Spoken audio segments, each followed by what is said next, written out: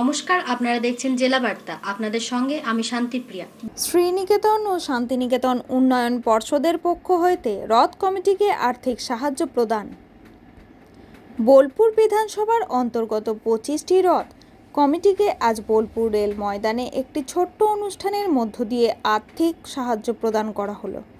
রথ কমিটিকে একটি স্মারক, একটি মানপত্র ও 10,000 টাকার আর্থিক সাহায্য করা হয়। প্রদীপ উজ্জ্বলনের মধ্য দিয়ে এই অনুষ্ঠানের শুভ সূচনা হয়। এই অনুষ্ঠানে উপস্থিত ছিলেন রাজ্যের মন্ত্রী তথা বোলপুরের বিধায়ক মাননীয় চন্দ্রনাথ সিনহা, সিউড়ির বিধায়ক বিকাশ রায়চৌধুরী ও বোলপুরের বিভিন্ন ওয়ার্ডের কাউন্সিলর ও রথ কমিটি। পরপর এক এক করে আসবেন মঞ্চে। আমি তবু একবার করে নামগুলো বলে দিচ্ছি, আপনারা সেরকম ভাবে তৈরি থাকবেন। প্রথমে ইস্কন রথ, এসছেন তো?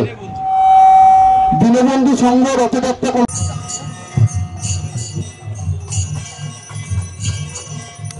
সবাই মিলে একসাথে বলুন, জয় জগন্নাথ।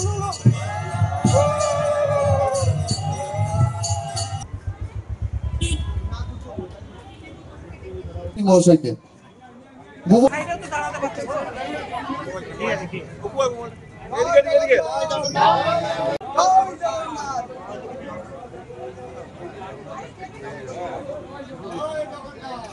আমাদের মাটি পড়ে পুজো হয়, যে প্রতিমার কাঠামো, সেই কাঠামোতে আজ মাটি পড়ে এবং রেল ময়দান বোলপুরের সার্বজনীন এবং বোলপুরের সার্বজনীনের মধ্যে সবচেয়ে পুরনো পুজো।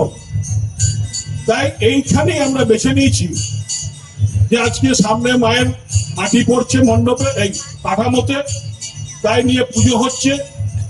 আর জগন্নাথ দেবের রথযাত্রা উৎসব, এই দুটোকে একসঙ্গে করার জন্য আমরা এই আজকের এই শুভ দিনে জগন্নাথ দেব, বলরাম, সুভদ্রাকে নিয়ে যে রথযাত্রার পূর্ণ দিন, আমি প্রথমে জগন্নাথ দেব, বলরাম, সুভদ্রাকে প্রণাম জানাই এবং আজকে প্রথমেই ধন্যবাদ জানাই আমাদের সাথী, আমাদের বোলপুরের বিধায়ক, রাজ্যের মন্ত্রী, এসএসডি এর চেয়ারম্যান চন্দ্রনাথ সিনহাকে।